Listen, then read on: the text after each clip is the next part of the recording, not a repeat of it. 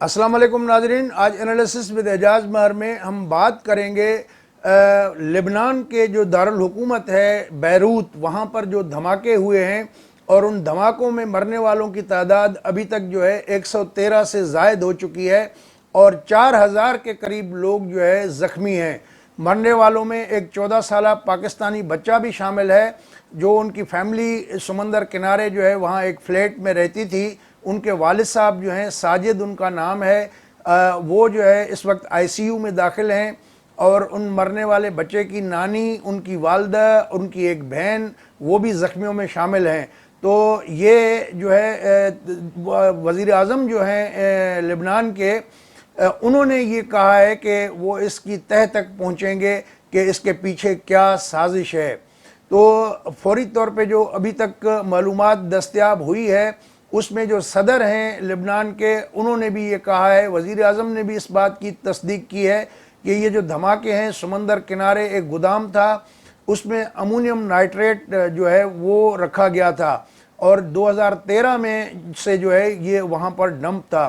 Ammonium nitrate जो है नामली तो हम पाकिस्तान में ज़्यादातर जो है ज़रई खादों में इस्तेमाल करते हैं, जो ज़रई खाद होती है उसमें यूज़ किया जाता है, लेकिन चूँकि ये आतिशीन मवाद भी होता है, अगर आग इसके करीब से जाए तो धमाका भी होता है और इस पे जलती पे जो है वो तेल वाला काम भी करता है। एमोनियम नाइट्रेट जो है जब ये ज़्यादा देर रखा जाता है तो माहिरीन कहते हैं कि उसमें नमी जज्ब होती है, उसके बाद ये फिर फटना भी शुरू होती है और जब ये फटता है, धमाका होता है, तो उससे एक नारंगी रंग का जो है धुआं और उठता है, गैसेस का अखराज होता है और इससे नाइट्रोजन डाइऑक्साइड गैसेस निकलती हैं जो माहौलियात को आलूदा बनाती हैं और ये ख़तरनाक किस्म की गैसेस होती हैं। बहरहाल इस बारे में अभी उन्होंने ऐलान किया है कि वो तहकीक कर रहे हैं, लेकिन लेबनान ऐसा एशिया का मुल्क है जो हमेशा से बड़े मुश्किल में रहा है। अगर देखा जाए तो लेबनान की जो तारीख़ है वो 7000 साल पुरानी है। उसके बाद फिर ये रोमन अम्पायर के ज़ेर इंतज़ाम रहा और फिर 16वीं सदी में जब तुर्क ओटोमन अम्पायर बना तो उस वक्त 16वीं सदी में ओटोमन अम्पायर वालों ने उस पर जो है वो कब्ज़ा किया था और उनकी हुक्मरानी चलती रही। फिर हम देखते हैं कि 400 साल के करीब ओटोमन अम्पायर ने लेबनान पे हुकूमत की और जब वर्ल्ड वार लगी, पहली जंग अज़ीम, तो उसके बाद से जो है ओटोमन अम्पायर के तसल्लुत से ये निकला और उसके बाद ये फ़्रांस के जो है ज़ेर असर रहा, उनकी कॉलोनी रहा। तो लेबनान का जो जोग्राफियाई हैसियत है इस वक्त, हालांकि है बहुत छोटा सा मुल्क है, 10,400 हम चौरस किलोमीटर, तकरीबन 10,452 हम चौरस किलोमीटर इसकी अराज़ी बनती है और जो इसके नॉर्थ में है वो सीरिया है, शाम का मुल्क है, उसकी बॉर्डर लगती है और जो इसके साउथ में है वो इसराइल से इसकी बॉर्डर मिलती है। जबकि इसका जो बहरा रूम जिसको बोलते हैं मेडिटरेनियन सी, उसके जो हदूद हैं वो साइप्रस, कब्रस जिसको कहा जाता है, उसके साथ भी मिलती हैं। तो इस छोटे से मुल्क में जो है वो बड़ी तरक्की की जब से ये फ्रेंच कॉलोनी से आज़ाद हुआ 1943 में और 1944 में बाज़ाब्ता तौर पे इस मुल्क को आज़ादी मिली। तो इससे पहले कुछ अरसा जब जर्मनी ने फ़्रांस पे कब्ज़ा किया था तो इस पे भी कब्ज़ा रहा जर्मन का। फिर बरतानवी जो एम्पायर थे, ग्रेट ब्रिटेन, उन्होंने अपनी अफवाज भेजी और जर्मन्स नाजियों का जो है रास्ता बंद करके फिर उनका भी कुछ अरसा जो है वो कब्ज़ा रहा। तो बहरहाल ये एक बड़ा तारीख़ी मुल्क है। इसके अंदर जो है मुसलमान भी हैं, अरबी ज़ुबान जो है आम बोली जाती है, फ़्रेंच, इंग्लिश और आर्मीनियन ज़बानें भी यहाँ बोली जाती हैं और यहाँ पर जो है क्रिश्चियन जो हैं वो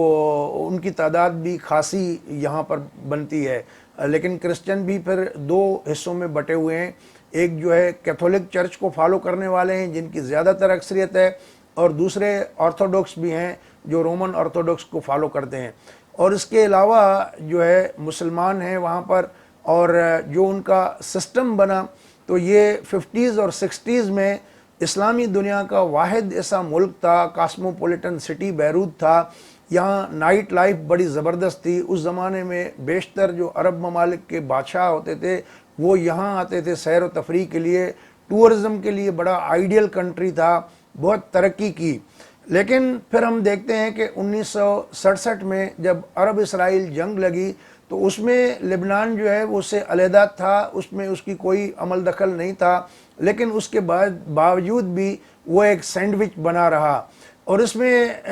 پھر خانہ جنگی شروع ہوئی 1975 سے لے کے 1990 تک بدترین خانہ جنگی ہوئی، جس میں پورا انفراسٹرکچر اس کا بیٹھ گیا، تباہ ہو گیا، اور جو ہے حالات بہت ہی سنگین حد تک خراب رہے۔ اس کے بعد طائف ایگریمنٹ ہوا سعودی عرب کے توسط سے، جہاں اس کے بعد پھر جو ہے جتنے بھی ریلیجس گروپ تھے، ایتھنک گروپ تھے، ان سب نے مل کے یہ طے کیا کہ جو بھی پارلیمنٹری فارم آف گورنمنٹ ہوگا تو اس میں جو صدر کا عہدہ ہے وہ جو کرسچن ہیں، کیتھولک چرچ والے، ان کو ملے گا، اور جو وزیر اعظم کا عہدہ ہے وہ سنی مسلمان کو ملے گا، اور جو اسپیکر کا عہدہ ہے وہ شیعہ اہل تشیعہ کے جو لوگ ہیں ان کو ملے گا۔ یہ علوی زیادہ تر لوگ ہیں، جو شام میں شیعہ لوگ ہیں جو علوی سسٹم کو فالو کرتے ہیں، تو یہاں لبنان میں بھی انہی کے جو ہے فرقے کے لوگ وہاں موجود ہیں۔ اور جو ڈپٹی پرائم منسٹر اور ڈپٹی اسپیکر کے عہدے ہیں، یہ جو آرتھوڈکس جو کرسچنز ہیں، یہ دو عہدے ان کو دیے جائیں گے۔ یہ ان کا ایک ریٹن ارینجمنٹ ہے کہ اسی تناسب کے ساتھ پھر جو سرکار کے دیگر عہدے ہیں، ایون آرمی میں بھی اسی تناسب کے ساتھ جو ہے وہ چیزیں ہوتی رہتی ہیں۔ بدقسمتی یہ ہوئی کہ جب 75 میں خانہ جنگی شروع ہوئی تو اس وقت جو ہے شام کی فوجیں جو ہے یہاں آ گئیں، اور انہوں نے جو ہے لبنانیوں کو جو ہے وہ کریش کیا، انہوں نے ان کی جو بغاوت تھی ان کو کچلنے کی کوشش کی۔ تو اس وقت سے لے کے جو ہے شام کی ہزاروں کی تعداد میں فوجیں وہاں موجود ہوا کرتی تھیں، اور اس کے بعد پھر امریکن افواج بھی کچھ عرصے کے لیے رہیں وہاں پر۔ تو اس طرح جو ہے شام نے جو شمالی علاقہ ہے لبنان کا اس پہ قبضہ کیے رکھا، اور جو جنوبی علاقہ ہے اس پہ اسرائیل نے قبضہ کیے رکھا۔ لیکن پھر بعد میں 2000 میں اسرائیل جو ہے یہاں سے نکل گیا، اور پھر جو رفیق حریری تھے ان کا جب 2005 میں مرڈر ہوا، پرائم منسٹر تھے لبنان کے، تو اس وقت پھر بڑا یہ زور پکڑنے لگے مظاہرے کہ جی جو شام کی افواج ہیں ان کو بھی نکلنا چاہیے۔ ویسے تو اقوام متحدہ کی قراردادیں موجود تھیں کہ جو بیرونی افواج موجود ہیں لبنان میں انہیں نکل جانا چاہیے، کیونکہ یہ 62-64 لاکھ آبادی والا ملک ہے، جس کی آبادی اگر ہم کہیں تو کراچی سے بھی آدھے کے برابر ہے۔ تو اتنی جو ہے آبادی والا ملک جو ہے وہاں پر گھس بیٹھے ہوں پڑوسی جو ممالک ہیں ان کی افواج، تو ظاہر ہے کہ چیزیں پھر سنبھلتی نہیں ہیں۔ تو اب جو پولیٹیکل گورنمنٹ ہے انہوں نے بھی جو ہے اس میں ہم نے دیکھا کہ 2017 میں جو سعد حریری تھے، رفیق حریری کے بیٹے تھے، وہ سعودی عرب چلے گئے، چونکہ ان کے خلاف بڑے مظاہرے ہوئے کہ معاشی حالات بڑے خراب ہو گئے تھے، کرنسی بڑی ڈاؤن ہو گئی تھی، جس طرح پاکستان میں آلموسٹ کرنسی بہت ڈاؤن جا رہی ہے، اسی طرح لبنانی لیرہ بھی بہت نیچے چلا گیا، کرپشن بڑھ گئی۔ پھر اتنے بڑے مظاہرے ہوئے تو سعد حریری پھر چلے گئے سعودی عرب، انہوں نے جا کے وہاں پریس کانفرنس کی ریاض میں کہ جی وہ مستعفی ہو رہے ہیں، اور ابھی تک جو ہے وہ مختلف ممالک میں ہیں اور اپنے وطن نہیں لوٹے۔ تو جو رفیق حریری کا مرڈر ہوا، کار بم کیس جو مشہور ہوا، اس میں یو این کا ایک ٹرائل بھی ہوا جو ٹریبیونل نے بنایا گیا تھا، تو اس میں کچھ جرنیل تھے لبنانی آرمی کے، وہ بھی شامل تھے، کچھ سیرین جو انٹیلیجنس کے لوگ تھے وہ بھی ملزم تھے۔ تو بہرحال وہ الزام جو ہے وہ سیریا پہ لگا، اور جو وہاں لبنان میں موجود ہے حزب اللہ کی ملیشیا، ان پہ جو ہے مورد الزام ٹھہرایا گیا تھا۔ تو بہرحال آج کل جو ہے لبنان میں جو سعودی اور ایران کی ایک پراکسی وار ہے، وہ یوں کہہ لیں کہ جو سنی مسلمان ہیں وہ سعودی عرب کو ان کو سپورٹ کرتا ہے، اور جو شیعہ ہیں ان کو ایران اور شام جو ہے وہ کرتے ہیں سپورٹ۔ اور جو کرسچنس ہیں ڈیفینیٹلی ان کو پوری انٹائر کرسچن ورلڈ جو ہے وہ سپورٹ کرتی ہے، اور اسرائیل بھی کسی حد تک جو ہے ان کو سپورٹ کرتی ہے۔ تو ایسے میں ایک چھوٹا سا ملک، چھوٹی سی آبادی والا ملک جو ہے وہ بڑی طاقتوں کے خواہشات اور ان کی جو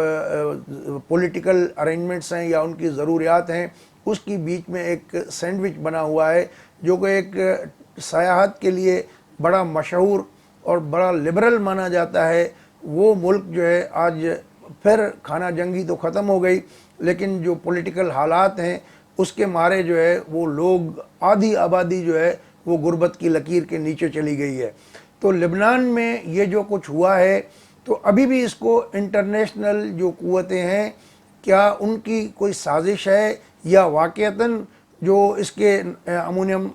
نائٹریٹ جو رکھا گیا تھا یہ اپنے ایک نیچرل پروسیس کے ساتھ جو ہے پھٹا ہے؟ اس میں جو انکمپیٹنس ہے وہ لبنانی گورنمنٹ کی ہے یا اس کی کیا وجوہات ہیں؟ بہرحال اس میں جو ان کا پس منظر ہے بیرونی مداخلت کا، تو اس ایلیمنٹ کو اس موقع پہ رد نہیں کیا جا سکتا۔ دوستو،